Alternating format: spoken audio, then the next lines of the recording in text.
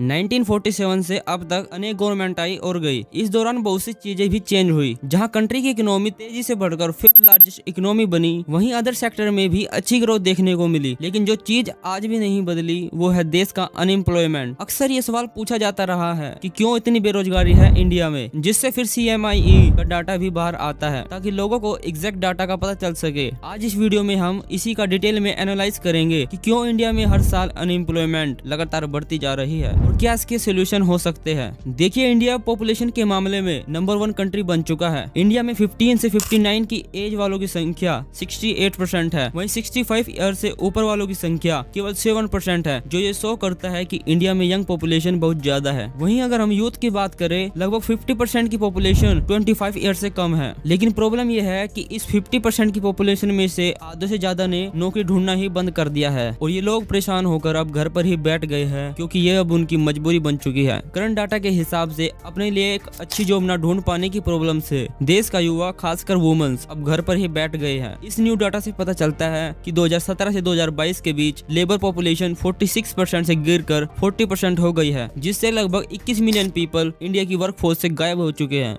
Workforce अगर किसी को नहीं पता तो वर्कफोर्स में ऐसे लोग आते हैं जिनके पास या तो जॉब है या फिर वो अनएम्प्लॉय है और जॉब ढूंढ रहे हैं। अब वुमेन्स की पॉपुलेशन जहां देश में 48% है, जबकि इकोनॉमी में उनका कंट्रीब्यूशन सिर्फ 18% है, वहीं एक मेल 58% इकोनॉमी में कंट्रीब्यूट करता है। एंड ऐसा सिर्फ इसलिए होता है क्योंकि अपने देश का कल्चर ही कुछ ऐसा है जहां मेल को ही काम करने के लिए अप्रिशिएट किया जाता है, जबकि वुमेन्स को ये काम ना करके घर संभालने पर ही जोर दिया जाता है। On the other hand, China जैसी कंट्री में वुमेन्स का इकोनॉमी में कंट्रीब्यूशन 40% से भी ज्यादा है, जो एक क्लियर रीजन देता है और बताता है कि क्यों वो आज इतना डेवलप नेशन है। देखिए, हम मानते हैं कि चाइना अपना दुश्मन कंट्री है, लेकिन जिस टाइप से उसने अपने कंट्री में पॉलिसीज इंप्लीमेंट की, जिसकी वजह से चाइना आज 2nd लार्जेस्ट इकोनॉमी बना हुआ है, उसकी इसी अचीवमेंट के लिए ना चाहते हुए भी बहुत से इकोनॉमिस्ट उसको अप्रिशिएट करते हैं। वहीं जो सिचुएशन आज इंडिया में है, ये सिचुएशन जब जापान एंड चाइना जैसे देशों में आई थी, तो उन देशों ने यंग पॉपुलेशन की इस अपॉर्चुनिटी का सही से यूज किया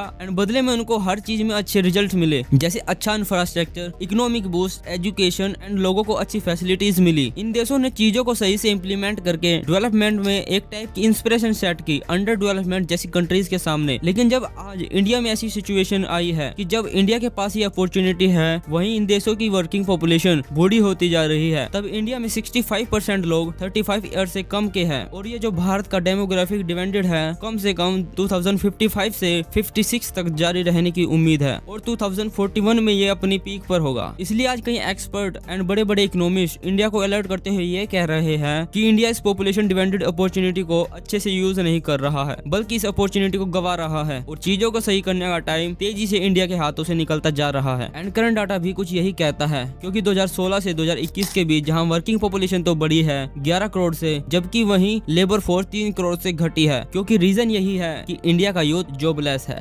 CMIE का डाटा तो ये भी शो करता है कि देश में रोजगार साल दर साल कम होते जा रहे हैं। जहां 2016 में वर्किंग पॉपुलेशन 94.58 करोड़ थी, मतलब 15 से 59 ईयर वाली पॉपुलेशन। इस पॉपुलेशन में से 45.84 ऐसे लोग थे जो इस वर्कफोर्स में थे, यानी या तो उनके पास जॉब थी या वे एक्टिवली जॉब ढूंढ रहे थे, जो पिछले साल 2022 में गिरकर 40.1% हुई और फिर इस साल 2023 में गिरकर 39.5% हुई। यानी टोटल वर्किंग पॉपुलेशन में से 39.5% लोग अभी भी ऐसे हैं जो जॉब की डिमांड कर रहे हैं। हैरानी की बात तो ये है कि इस संख्या में 66% मेल है, जबकि सिर्फ 8.8% फीमेल है। गवर्नमेंट चाहती तो लास्ट 6 ईयर में ये जॉब्स काफी हद तक फुलफिल की जा सकती थी, जिसमें हमें ये जो 39% का आंकड़ा है, इसमें अच्छा खासा डाउनफॉल देखने को मिल सकता था इन 7 से 8 साल के दौरान। लेकिन ऐसा हुआ नहीं, क्योंकि 2014 से अब तक टोटल 9 लाख गवर्नमेंट जॉब्स ही लोगों को प्रोवाइड की गई है। वहीं 2022 तक सिर्फ 7.22 लोग ही सिलेक्ट हुए थे गवर्नमेंट जॉब के लिए, जबकि इनके लिए अप्लाई करने वालों का नंबर सुनोगे तो आप भी तंग रह जाओगे। 22 करोड़ लोगों ने इनके लिए अप्लाई किया था, जो अपने आप में ही एक बिगेस्ट नंबर है और जो ये शो करता है कि इंडिया में अनएम्प्लॉयमेंट किस लेवल पर है। एक रिपोर्ट के हिसाब से अगर इंडिया को अनएम्प्लॉयमेंट की इस प्रॉब्लम से बाहर आना है तो 2030 तक 90 मिलियन जॉब्स क्रिएट करनी होंगी। एंड जिस टाइप की सिचुएशन आज इंडिया में है, ये कहीं ना कहीं नामुमकिन सा लगता है। अब बात करते हैं कि इतनी बेरोजगारी क्यों है, आखिर प्रॉब्लम कहाँ है जिसकी वजह से इतनी अनएम्प्लॉयमेंट है और क्यों गवर्नमेंट न्यू जॉब्स नहीं क्रिएट कर पा रही है। तो इसके कई रीजन रीजन है।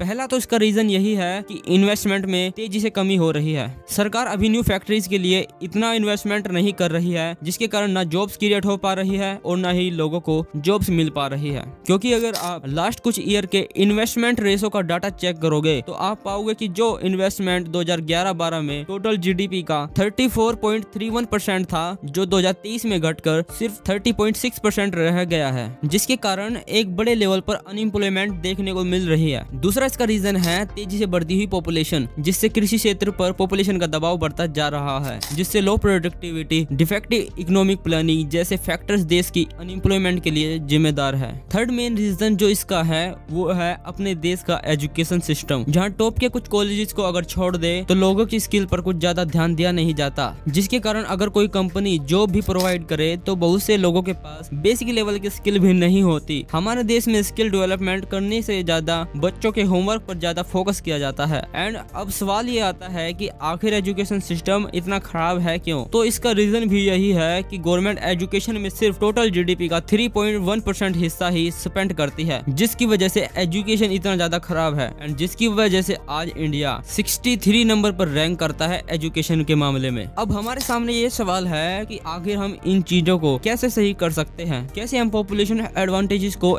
एज ए अपॉर्चुनिटी यूज करके एक्चुअल में हाईएस्ट ग्रोथ पा सकते हैं, जिससे लोगों को अच्छी एजुकेशन, अच्छी फैसिलिटीज एंड अनएम्प्लॉयमेंट की जो सबसे बड़ी प्रॉब्लम है ये कम हो सके। तो सबसे पहले तो हमें ये एक्सेप्ट करना होगा कि इंडिया में रियल में प्रॉब्लम है। बहुत से लोग उल्टा एक दूसरे को डिफेम करने की कोशिश करते हैं, क्योंकि कहीं ना कहीं या तो उनके धर्म या जाति के लोग गवर्नमेंट में होते हैं या फिर वो खुद उस गवर्नमेंट से लगाव रखते हैं। तो इन चीजों से साइड हटकर आपको गवर्नमेंट से सवाल करना होगा, फिर चाहे आप डायरेक्ट करें या फिर इनडायरेक्ट, क्योंकि जब तक देश का युवा एक्टिव मोड में नहीं आएगा तब तक कुछ नहीं हो सकता। दूसरा ये कि एजुकेशन सिस्टम को बेटर करने के लिए तेजी से काम करना होगा। हमें सिर्फ डिग्री पर फोकस न करके लोगों के स्किल डेवलपमेंट पर भी काम करना होगा, ताकि फ्यूचर में उसको जॉब ना भी मिले तो वो अपने दम पर एक अच्छी अपॉर्चुनिटी क्रिएट कर सके। ये सारे इम्प्लीमेंट हमें जल्द से जल्द करने चाहिए, क्योंकि इन चीजों में चेंजेस एक लॉन्ग टाइम के बाद ही देखने शुरू होते हैं। थर्ड इसका सोल्यूशन ये है कि आज इंडिया में इनइक्वालिटी की प्रॉब्लम बहुत ज्यादा है, जिससे आए दिन आपको किसी न किसी कम्युनिटी में वायलेंस देखने को मिलता है। हमें इसे कम करने की जरूरत है, क्योंकि ये कहीं ना कहीं देश पर एक नेगेटिव इम्पैक्ट तो डालता ही है, बल्कि इसके कारण देश की इकोनॉमिक ग्रोथ पर भी असर पड़ता है। एंड जब तक ये चीजें इंडिया में सही नहीं होती तब तक हम सब जो 5 ट्रिलियन 10 ट्रिलियन जीडीपी का सपना देखते हैं वो सिर्फ एक सपना ही रहेगा। एंड फोर्थ जो इसका सोल्यूशन हो सकता है वो है नो टैक्स पॉलिसीज, क्योंकि अगर आप उन कंट्री में नजर डालोगे जिसमें नो टैक्सेशन सिस्टम है, वो कंट्री किस तरह से डेवलप हुई, तो आप पाओगे कि उन कंट्री ने अपने टैक्स पॉलिसीज को बेटर किया, जिससे बहुत सी कंपनीज वहाँ बिजनेस करने के लिए गई, जिससे वहाँ डेवलपमेंट तो हुआ ही, वहाँ के लोगों को इससे जॉब्स भी मिली, जिससे जो अनएम्प्लॉयमेंट थी वो भी कम हुई। एंड ये सेम चीज इंडिया में भी हो सकती है अगर गवर्नमेंट टैक्सेशन सिस्टम थोड़ा अच्छे से इम्प्लीमेंट करे, जिससे ज्यादा से ज्यादा कंपनीज यहाँ इन्वेस्टमेंट करेंगी एंड जिससे इंडिया का जो अनएम्प्लॉयमेंट प्रॉब्लम है वो एक बड़े लेवल पर ठीक हो सकता है। तो ये कुछ सोल्यूशन थे जो अगर गवर्नमेंट इम्प्लीमेंट करे तो काफी हद तक इंडिया में अनएम्प्लॉयमेंट जैसी प्रॉब्लम कम हो सकती है। वैसे अब आप बताओ कि किस टाइप से गवर्नमेंट कुछ अच्छे इम्प्लीमेंट कर सकती है जिससे अनएम्प्लॉयमेंट में कमी हो। अगर आपको वीडियो अच्छी लगी हो तो वीडियो को एक लाइक एंड चैनल को सब्सक्राइब जरूर करें। Thanks for watching.